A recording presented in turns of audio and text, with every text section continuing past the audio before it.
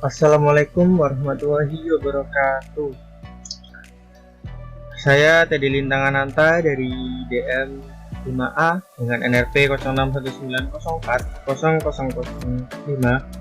Di sini saya akan menjelaskan sedikit tentang apa itu mekatronika. Baik, untuk agendanya yang pertama adalah definisi mekatronika. Yang kedua, komponen penyusun mekatronika. Yang ketiga, contoh implementasi pada mekatronika. Yang keempat, manfaat mekatronika dalam sistem industri.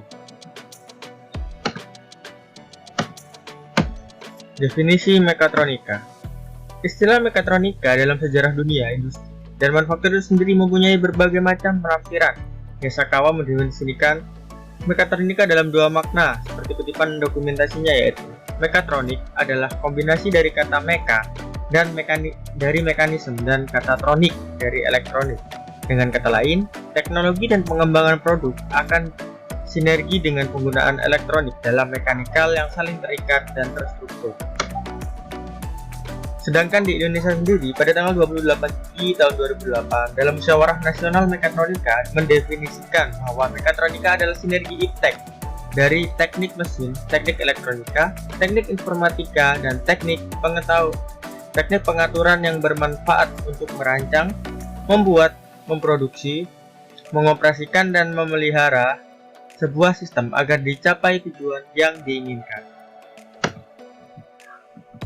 Dari beberapa sumber tersebut dapat dirangkum definisi dari mekatronika, yaitu gabungan sistem mekanik dan sistem elektrikal yang dikendalikan dengan menggunakan komputer untuk menghasilkan sebuah produk atau menunjang proses produksi. Secara sederhana bisa dikatakan bahwa mekatronika merupakan sebuah bidang ilmu teknik baru hasil perpaduan dari ilmu mekanika, ilmu elektronika, dan ilmu informatika atau komputer. Ini merupakan gambar relasi antara ilmu mekatronika dengan beberapa ilmu teknik.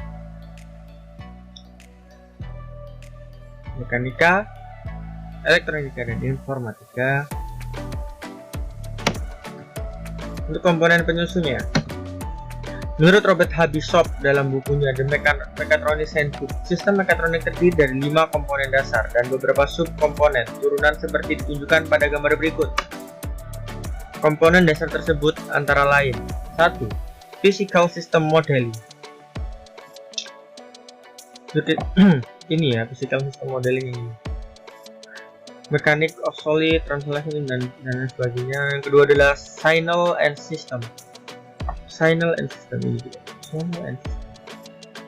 Computers and Logic System. Computer and Logic System. Bisa logic, ada communication system, fault detection, logic system design, dan lain-lain.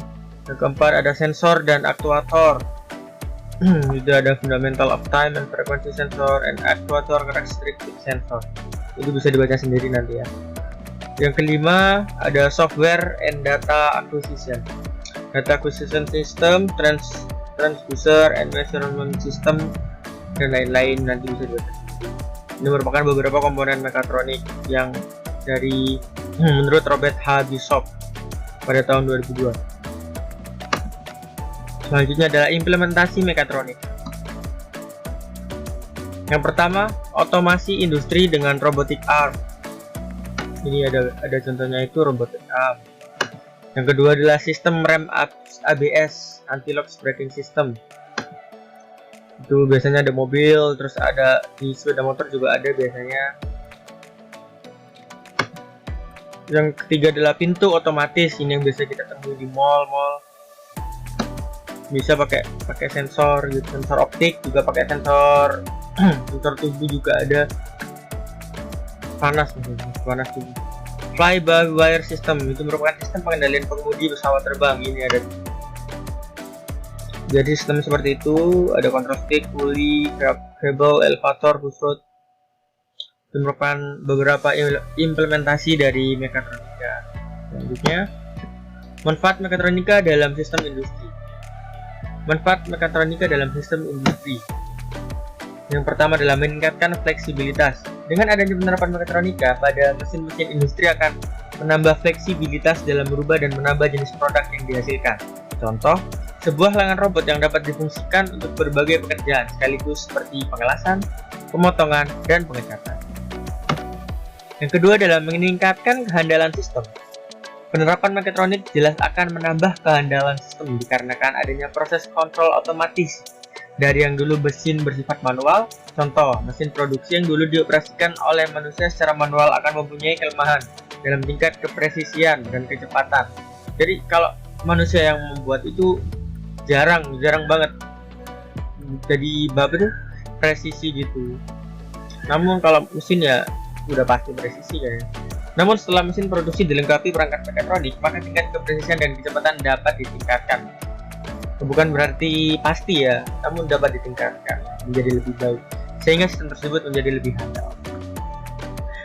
Lalu selanjutnya adalah meningkatkan kapasitas dan hasil produksi. Peningkatan kehandalan sistem dan implementasi perangkat mekatronik dapat secara tidak langsung menaikkan kapasitas dan hasil produksi tentu saja. Contoh, dengan mesin yang masih manual menggunakan manusia, kecepatan produksi tidak stabil dengan kondisi operator benar. Berbeda halnya dengan mesin produksi yang telah dilengkapi sistem mekatronik yang otomatis. Jadi itulah beberapa manfaat dari mekatronik dalam sistem industri ya. Demikian mungkin yang bisa saya sampaikan. Wassalamualaikum warahmatullahi wabarakatuh.